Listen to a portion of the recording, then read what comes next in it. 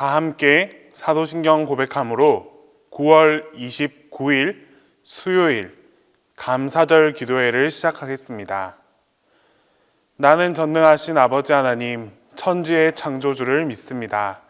나는 그의 유일하신 아들, 우리 주 예수 그리스도를 믿습니다. 그는 성령으로 잉태되어 동정녀 마리아에게서 나시고 본디오 빌라도에게 고난을 받아 십자가에 못 박혀 죽으시고 장사된 지 사흘 만에 죽은 자 가운데서 다시 살아나셨으며 하늘에 오르시어 전능하신 아버지 하나님 우편에 앉아 계시다가 거기로부터 살아있는 자와 죽은 자를 심판하러 오십니다. 나는 성령을 믿으며 거룩한 공교회와 성도의 교제와 죄를 용서받는 것과 몸의 부활과 영생을 믿습니다.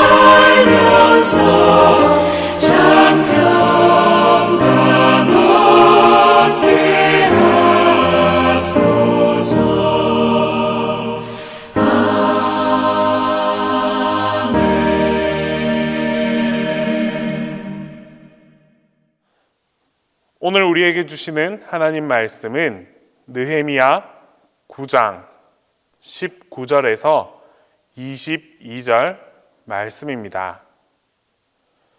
구약성경 느헤미야 9장 19절에서 22절 말씀입니다. 다 함께 봉독하겠습니다.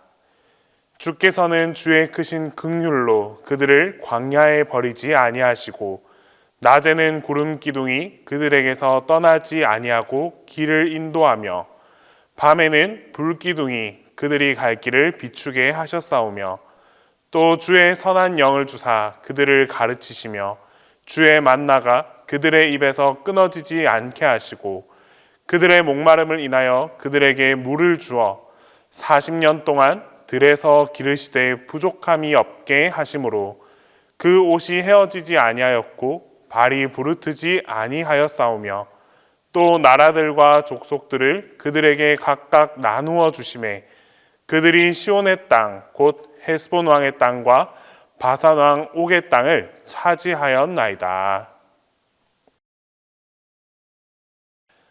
하나님께서는 느헤미야에게 비전을 보여주었습니다. 그리고 예루살렘으로 돌아와서 성전을 재건축하게 하였습니다.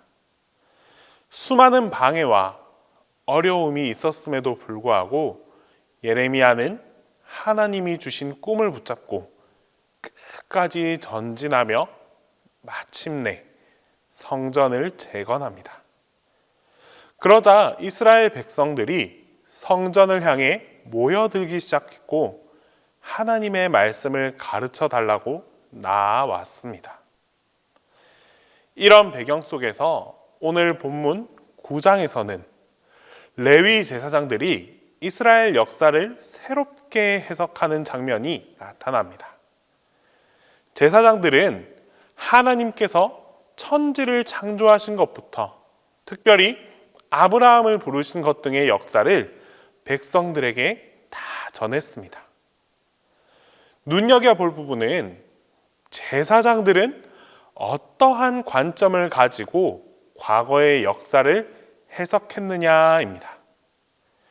오늘 본문에서 역사를 해석하는 주어는 계속해서 주께서라고 나타납니다. 하나님께서 이 역사를 어떻게 만드셨는지, 또 하나님께서 이스라엘 백성들을 어떻게 인도하셨는지, 바로 하나님의 관점에서 역사를 재해석했습니다. 하나님께서 이렇게 하셨습니다. 하나님께서 이스라엘 백성들을 이렇게 인도하셨습니다. 계속 하나님의 관점에서 역사를 기술했습니다. 이처럼 하나님의 관점으로 역사를 해석하는 것이 왜 중요할까요? 지금까지 이스라엘 백성들은 자신들의 역사를 잘못 해석했기 때문입니다. 이들은 하나님의 관점이 아니라 자신들의 관점으로 역사를 바라보았습니다. 그렇게 함으로써 우리는 피해자다. 하나님께서 우리의 조상들의 죄 때문에 우리를 심판하셨다. 우리가 하나님으로부터 철저히 외면당한 민족이다라고 자신들의 역사를 비관적으로 해석했습니다. 결국 이들은 지금 우리가 당하는 이 고난, 바벨론의 포로로 잡혀가고 완전히 성벽이 무너진 것, 우리가 이렇게 피폐한 인생을 살아가는 것은 우리의 죄의 잘못이 아니라 철저히 조상들의 잘못이다. 그들의 죄 때문에 우리가 이렇게 피해를 당하고 있다라고 피해자의 관점으로 자신들의 역사를 기술해 나갔습니다.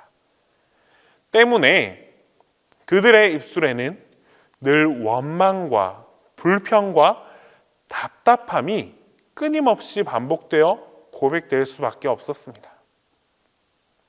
반면에 제사장들이 보는 관점은 달랐습니다.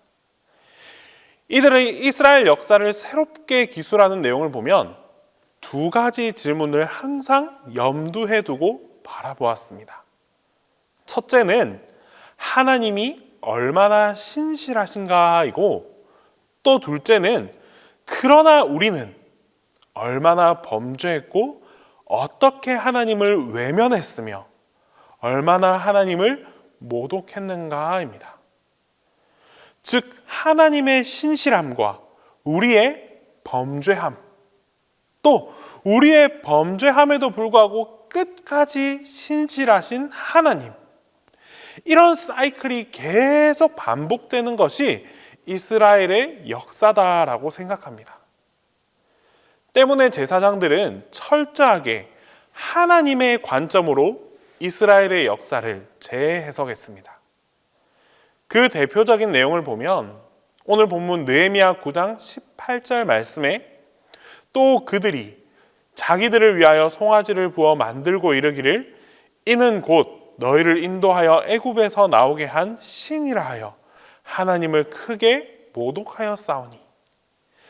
이스라엘 백성들이 지금 신을 만들어 달라, 우상을 만들어 달라 이렇게 외치는 것이 아닙니다. 우리를 인도하여 낼 하나님의 형상을 만들어 달라라고 말합니다. 하나님을 지금 우리의 눈앞에 보이게 만들어 달라라고 요청하고 있습니다.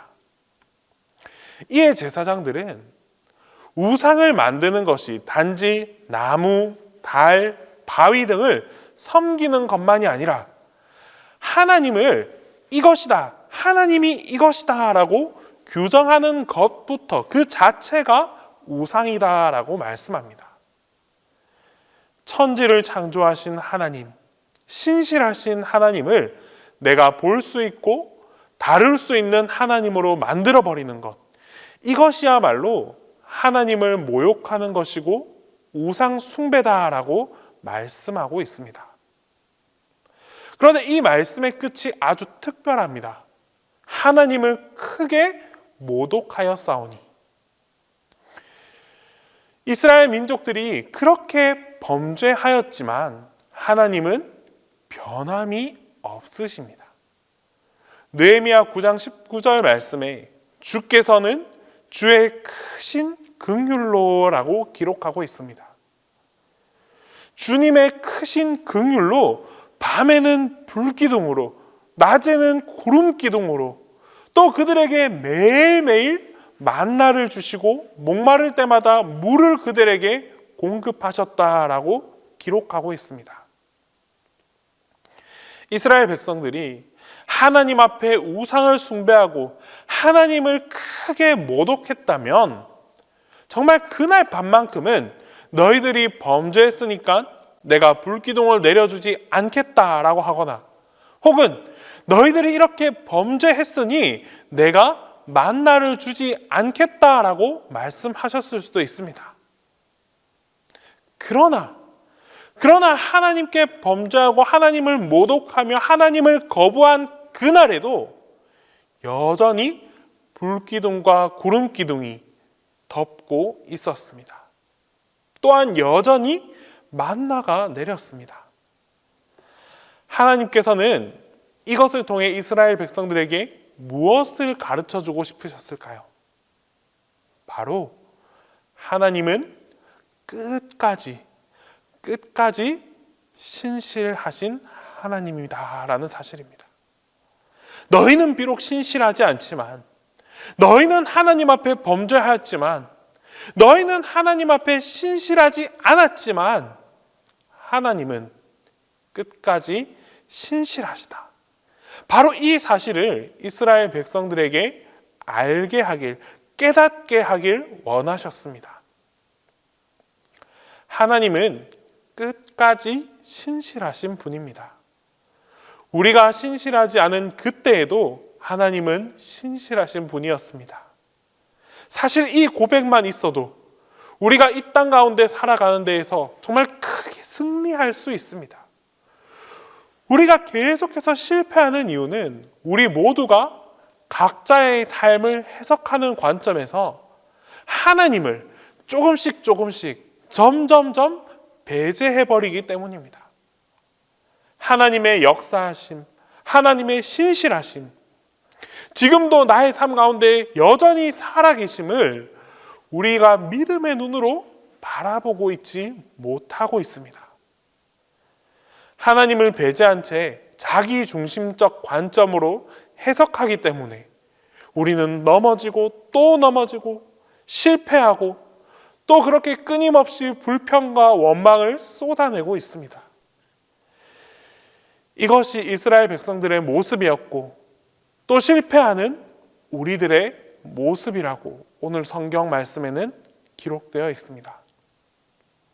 여러분, 다시 한번 기억해야 할 것은 내 삶 속에서 하나님은 끝까지 신실하신 분입니다. 끝까지 우리를 붙잡고 계시고 하나님은 결코 우리를 포기하지 않으십니다. 더 이상 나를 고통 속에 인도하시는 하나님이라고 불평불만하면서 살아가는 것이 아니라 지금은 신실하신 하나님을 우리의 삶의 관점에 적용하고 대입할 때 그때 우리는 비로소 승리할 수 있습니다. 이렇게 하나님의 관점으로 삶을 해석하는 사람들의 공통된 고백이 하나 있습니다. 바로 감사입니다. 하나님의 관점으로 삶을 바라보는 그 사람들의 공통된 고백은 감사입니다. 내 뜻대로 내 삶이 그렇게 펼쳐지지 않는다 할지라도, 내 뜻대로 내 삶이 보여지지 않는다 할지라도 여전히 하나님이 나의 삶을 다스리고 계시고 통치하고 계신다라는 이 사실을 굳게 믿고 있기 때문에 내 삶의 상황과 환경에 상관없이 그것을 뛰어넘는 감사를 고백할 수 있습니다. 이제 우리의 삶을 바라보는, 우리의 삶을 하나님의 관점으로 해석하고 바라보면서 그렇게 함으로 말미암아 우리 입술에서 다시 감사의 고백, 감사의 기도가 드려질 수 있어야 합니다. 더 이상 나의 삶을 나는 피해자다, 내 탓이 아니라 누구로 인해서 내가 이렇게 되었다, 누구 때문에 내 가정이 이렇게 되었다, 누구 때문에 내가 직장에서 이렇게 되었다, 이게 아니라, 남의 탓하는 게 아니라 내가 하나님 앞에 범죄했습니다. 그러나 하나님은 끝까지 신실하십니다. 끝까지 여전히 하나님은 나를 포기하지 않고 내 삶의 주인이 되십니다 라고 고백할 수 있는 그런 우리 모두가 되어야 합니다. 이런 고백으로 말미암아 우리의 입술에서 감사의 기도, 하나님을 인정하는 기도를 드릴 때에 주님께서 그 기도에 반드시 응답해 주시고 또 우리의 삶에 축복을 더해 주십니다. 기도하겠습니다. 이 시간 우리 먼저 기도 드릴 때에 우리의 삶의 관점을 하나님께 돌려 하나님의 뜻을 헤아릴 수 있게 해달라고 기도하겠습니다. 또한 나의 삶을 통치하시는 하나님께 감사의 고백을 드릴 수 있는 우리 모두가 되게 해달라고 기도하겠습니다. 그리고 마지막으로 교회에, 우리 동심교회에 이웃을 향한 이 돕는 열심이 있습니다. 이 여러 가지 사역들 가운데에 하나님의 사랑이 더해질 수 있게 해달라고 우리 이 시간 함께 기도하겠습니다. 사랑과 은혜를 풍성하게 내리시는 하나님, 오늘도 우리의 삶 속에서 끊임없이 역사하시고 함께하여 주심에 감사를 드립니다. 주님께서는 분명 우리의 삶 속에서 날마다 간섭해 주십니다. 하지만 우리는 그런 주님의 도우심을 깨닫지 못한 채 내가 원하고 바라는 대로 살아가고자 합니다. 심지어 그 길 끝에 어려움을 만나 주님을 원망하고 외면하기까지 합니다. 이러한 우리의 무지함을 용서하여 주시옵소서. 이제라도 우리의 삶의 중심에 하나님을 온전히 세워갈 수 있기를 간절히 소망합니다. 내 중심적 삶이 아니라 하나님 중심의 삶을 살아가게 하시고 마주하는 모든 상황 속에서 하나님의 관점으로 바라보고 이해할 수 있게 하여 주시옵소서. 주님께서 우리의 삶을 통치하심을 확신합니다. 아주 세밀한 행동 하나하나까지도 주님의 섭리와 계획이 있음을 믿습니다. 주님, 우리의 삶 가운데 항상 주님께서 개입해 주시옵고 그런 주님의 통치하심에 감사하며 살아가는 우리 모두가 되게 하여 주시옵소서. 내 안에서 역사하시는 하나님의 모든 것들을 깨닫게 하시고 그 뜻에 순종하며 살아가는 하나님의 사람이 다 되게 하여 주시옵소서. 주님, 지난 시간 동안 우리 동심교회가 많은 이웃들에게 사랑과 정성을 나누었습니다. 도움이 필요한 곳에 도움을 전하고 위로가 필요한 곳에 위로의 손길을 내밀었습니다. 주님, 무엇보다 이런 우리의 실천 가운데에 주님께서 함께 참여하여 주시옵소서. 주님의 사랑이 더해지고 주님의 능력이 더해지고 주님의 축복이 더해지게 하옵소서. 그리하여 전하고 나누는 모든 사역들이 순탄하게 진행될 수 있도록 인도하여 주시옵소서. 전달받는 모든 이들 또한 그들의 삶이 더욱 풍성하게 될 수 있도록 주님께서 함께하여 주시옵소서. 담임 목사님을 위해 기도합니다. 이웃을 사랑하는 목사님의 마음이 배가 되게 하시고 이를 앞장서서 실천하시는 목사님께도 큰 은혜와 축복을 더하여 주시옵소서. 하나님의 사랑과 은혜로 풍성하게 하여 주셔서 주님의 사역을 감당함에 있어 그 어떠한 부족함도 없게 하여 주시옵소서. 이제 주님께서 가르쳐 주신 기도를 다 함께 하겠습니다. 하늘에 계신 우리 아버지, 아버지의 이름을 거룩하게 하시며 아버지의 나라가 오게 하시며 아버지의 뜻이 하늘에서와 같이 땅에서도 이루어지게 하소서. 오늘 우리에게 일용할 양식을 주시고 우리가 우리에게 잘못한 사람을 용서하여 준 것 같이 우리 죄를 용서하여 주시고 우리를 시험에 빠지지 않게 하시고 악에서 구하소서. 나라와 권능과 영광이 영원히 아버지의 것입니다.